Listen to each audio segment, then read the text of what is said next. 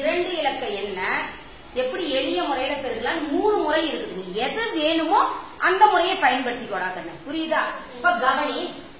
இப்ப இந்த 5 நமக்கு தேவையில்லை. நேற்று ஒரு இலக்க எண்ணால எப்படி பெருக்கணும்னு சொல்லி கொடுத்த ஞாபகம் இருக்கா? அதே முறைதான். 3 2 4 4 2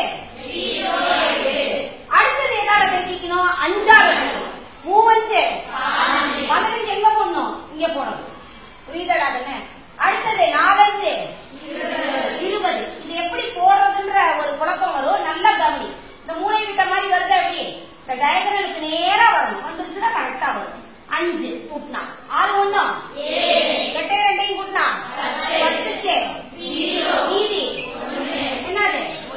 ரைட்டா? அதே மாதிரி இன்னொரு முறையிலையும் பெருக்கலாம். இப்ப கவனிட இதுல நல்லா கவனிடாக்கன்னு முதல் இங்க இருக்கக்கூடிய 1ஆம் ஸ்தானமும் 1ஆம் ஸ்தானமும் 3 5 15க்கு மீதி அடுத்தது 10ஆம் ஸ்தானமும் 10ஆம் ஸ்தானமும் 4 2 8 ரைட்டாடா? இப்ப நல்லா கவனி. உள்ள இருக்கக்கூடிய 2 எண்ணையும் இருக்கிற 3 2 4 5 26 26 1 27க்கு மிச்சம் 8 2 10. கரெக்டாடா கண்ணு? 2 விடையும் கரெக்டா இருக்கா? அதே மாதிரிதான் அடுத்தது இன்னொரு முறையிலையும் பெருக்கலாம். நீங்க 2 இலக்கம் வந்துருக்குதா? அப்ப இப்படி கட்ட போட்டுக்கிறேன்னா இதுல ஒரு சின்ன ஒரு காரியம் செய்யும். இந்த மூளை விட்ட ஒண்ணு லேசா வரைஞ்சு போடாங்க. இதுல என்ன பண்ணிக்க? நீயே மூளை விட்ட ஒண்ணு. ஏன்னா நம்ம எப்பவுமே 2 2 இலக்க எண்களாக எழுதினாதான் கொஞ்சம் பரவாயில்ல. நல்லா கவனி.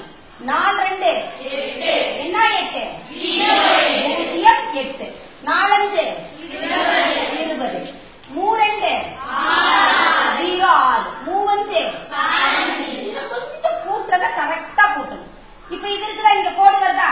இந்த கோடை வேணும்னா நீ என்ன பண்ணிக்க? அப்படி எக்ஸ்டெண்ட் பண்ணிக்க. புரியுதா? புரிஞ்சுக்கிறதுக்காக.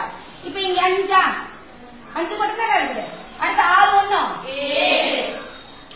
அடுத்தது 8 2 10க்கு மிச்சம் 1 பூஜ்ஜியத்தையும் கூட்டினா வந்துருச்சாடா ஆன்சர். சோ உனக்கு என்ன முறை வேணுமோ அந்த முறையை நீ பயன்படுத்திக்கொடாங்க.